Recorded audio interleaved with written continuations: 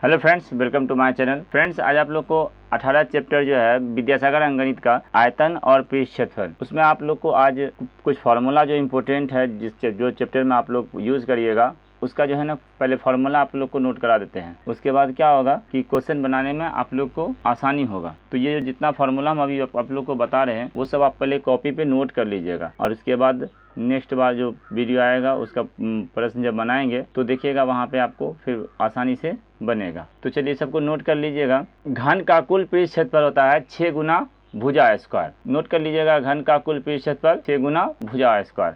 घन का पार्श्व पृष्ठ क्षेत्रफल होता है 4 गुना भुजा स्क्वायर। उसके बाद घन का आयतन भुजा क्यू। घन की भुजा बराबर 3 रूट घन का आयतन। घन का विकर्ण बराबर √3 गुना भुजा, और घन की भुजा बराबर विकर्ण बटा √3। इसको नोट कर लीजिए। उसके बाद आइए अब घनाभ को देखते हैं। घनाभ क्यूबाइड। घनाभ का आयतन बराबर लंबाई गुना चौड़ाई गुना ऊंचाई।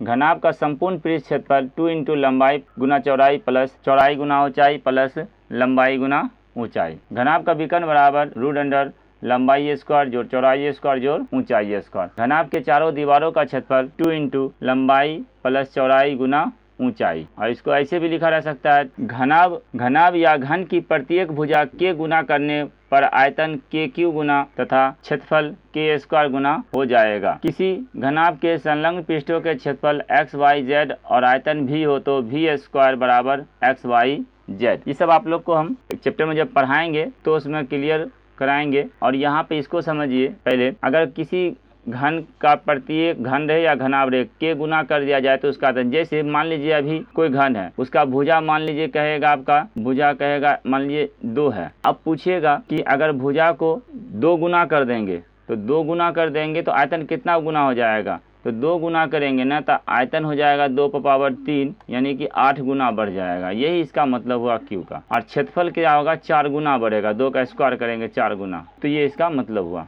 समझ गए। चलिए आगे देखिए। लंबवृत्तीय बेलन। तो बेलन में देखिए, बेलन का वक्र पृष्ठ होता है 2 पाई आर एच। बेलन का संपूर्ण पृष्ठ क्षेत्रफल 2 pi r h into r plus h, और बेलन का आयतन होता है पाई आर स्क्वायर एच। ये सब आप लोग याद कर लीजिएगा, अच्छे से याद करिएगा तभी बन पाएगा।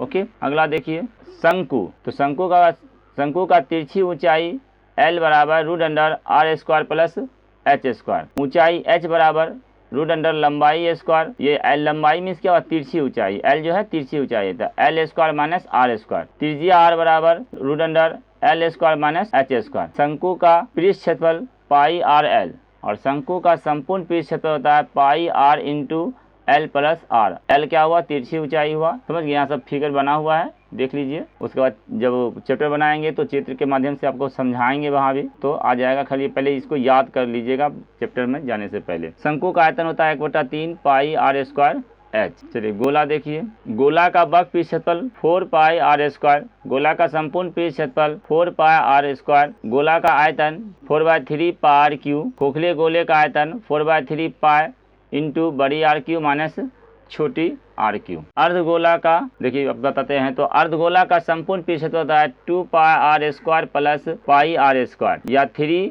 पाई आर स्क्वायर। तो गोला का जो है ना, अर्धगोला का संपूर्ण पृष्ठ क्षेत्रफल 3 पाई आर स्क्वायर।